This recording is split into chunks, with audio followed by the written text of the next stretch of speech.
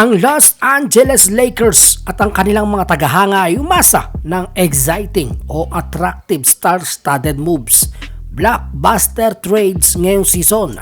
You name it mga kaboltok, at tinahak nga ng franchise ang landas na yon. Pero sa kabaliktaran, ang trade deadline ng NBA ngayon ay maaaring tungkol sa mas maliliit na galaw na may malalaking epekto sa hinaharap.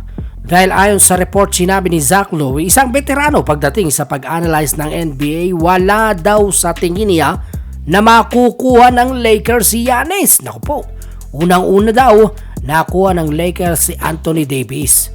Malaking bagay daw ito nang makuha nila ang Bubble Championship, pero kinailangan ng Lakers noon na bitawan ang marami at malalaking piyesa nila para mangyari ito. At ganoon daw ang tingin niya kay Giannis sa Bucks ngayon.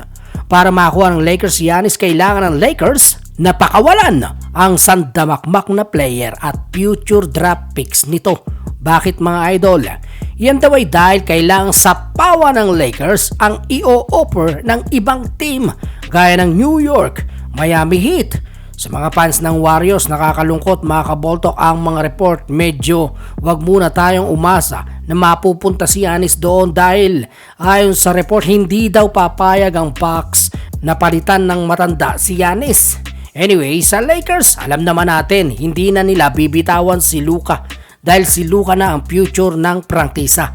Siya na lamang ang hindi magagalaw doon, at base sa mga naunang report, ang undrafted player na si Austin Reeves ay bibitawan lamang nila kung all-star o superstar ang kapalit. Pero kapag naman binitawan ng Lakers si Austin Reeves, mapipilitan sila na isama pa ang mga natitirang future draft picks. Yan nga ay dahil sa pagandahan ng i-offer kay Giannis, at mukhang hindi iyon gagawin ng Lakers ngayon dahil sa pag-maintain nila ng core na nakapalibot na kay Luka Doncic. Dagdag pa ni Zach Lowe, imbes na mag-all-in ang Lakers kay Giannis, bakit hindi daw gawin ng Lakers ang Pringle trade? Ito yung maliit na trade lamang pero malaki ang impact sa team.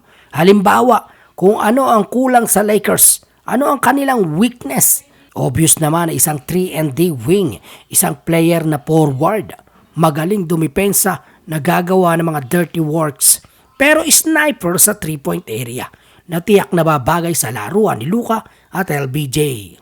Mga kaboltok, abangan na lamang natin kung mag-all-in ba talaga ang Lakers kay Giannis dahil hindi yan imposible. Si Luka nga nakuha nila sa Dallas, pero hindi ba mas tama nagagalaw ng malaki ang Lakers kapag nawala na sa landas nila si Lolo Bron? Dahil parang delikado kung mawala ang core ng Lakers. Isipin mo, Austin Reeves, Rui Hachimura, future draft picks. Pero ang hintay na matapos ang kontrata ni LBJ, yes mga idol. Sa oras na matapos na ang kontrata nito, $50 to $60 million ang mawawala sa payroll nila.